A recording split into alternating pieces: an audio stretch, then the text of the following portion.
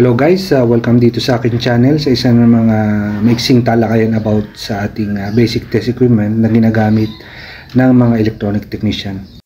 Bali, nilist ko lang yung mga standard na test equipment na i-required para makapag-repair tayo. So, andyan yung ating analog tester, digital tester, LED light tester, bench power supply, desoldering and soldering stations. So ilan lamang yan sa mga test equipment. So mapapansin nyo sa video ito, meron akong dinagdag dito yung variable transformer. Okay, so sinama ko siya dahil isa sa ginagamit ko yan dati. Then hindi ko lang naisama dito yung ASR tester. Ito yung mga capacitor. Okay, so ginagamit din yan sa pagtetest. So nilagyan ko rin ng caption bawat test instrument.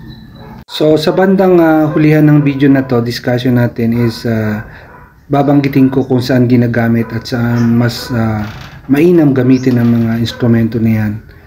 So manatiling nakatutok at tapusin nyo po ang video hanggang sa huli.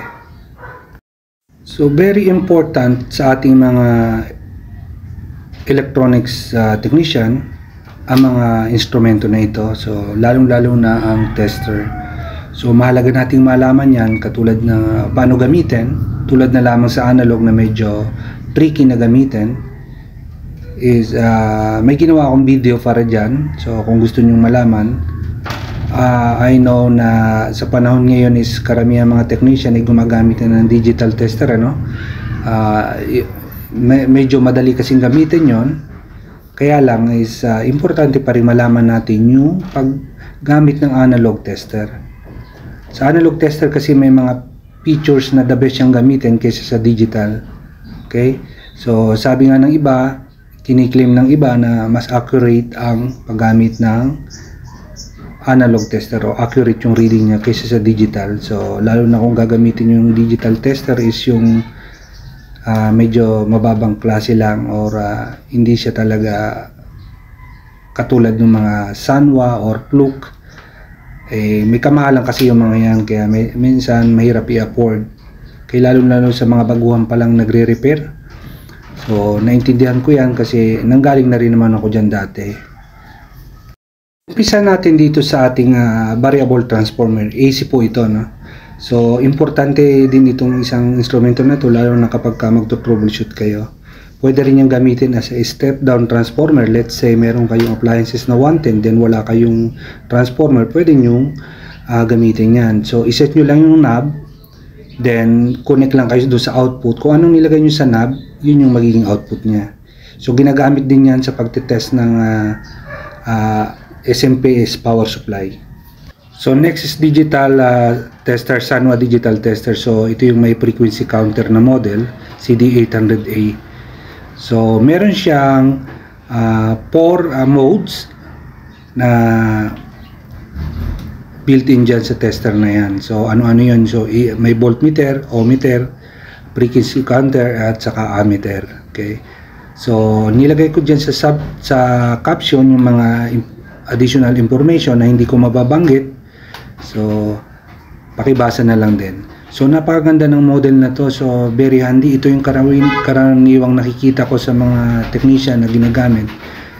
Mura lang to, nasa 2,500 ata lang to. Ito digital tester din to, is per tester ko lang to. So may auto range function siya. So next, analog tester. Ito yung pinakapaborito kong gamiting test instrument. So may ginawa akong video rito kung saan pinapaliwanag ko lahat paano ito gamitin. So tricky kasi yan gamitin, lalo sa mga baguhan. So pagre-read niya ng ating mga lines dyan sa ating window, so may mga corresponding value yan. Every time magbabago kayo ng mode o range, so magko-convert kayo doon sa ano niya. So bali panoorin nyo lang yung video na yun. Okay, ginawa ko siya para madali nating maintindihan. So meron dyang range na 10 volts, para yan sa dB meter, no? Let's talk about LED valve, no? So meron kasi tayong LED tester o yung instrument na ginagamit para ma-check ang mga ilaw na yan. So dahil sa panahon ngayon, LED TV na tayo, tsaka ang mga ilaw natin sa bahay gumagamit ng LED. So mas maganda na meron kayong ganyan tester. Mura lang naman yan. So, kaganda sa tester na to is madetect niya kung ilang volts ang ginagamit na LED bulb. So, let's say meron kang 6 na bulb.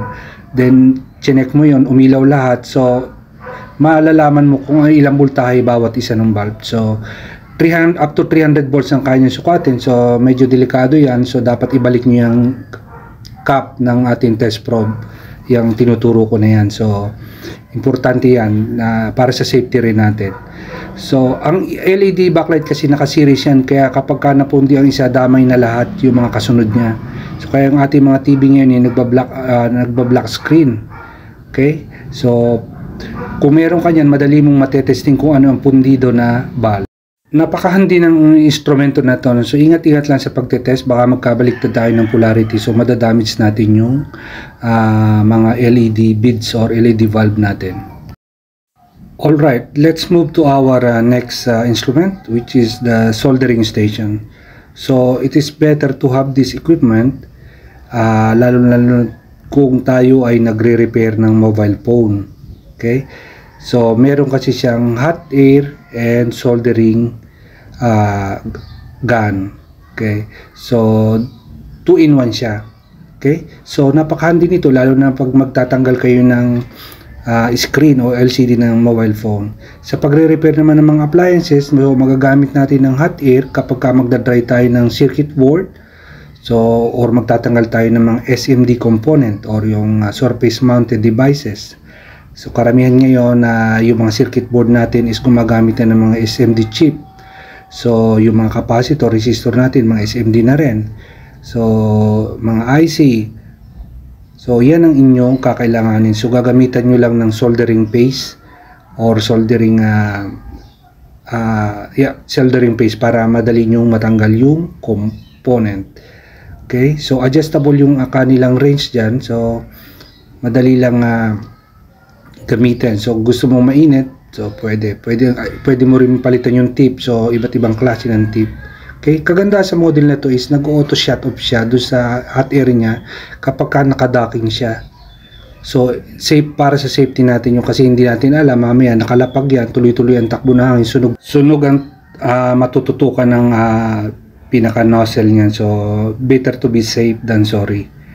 Okay, so konting ingat lang kapag gumagamit tayo niyan at saka yung setting natin dapat monitor lang yung setting. So this conclude our small discussion and hopefully na may natutunan kayo kahit paano. So maraming salamat sa pagtutok at pagsubaybay.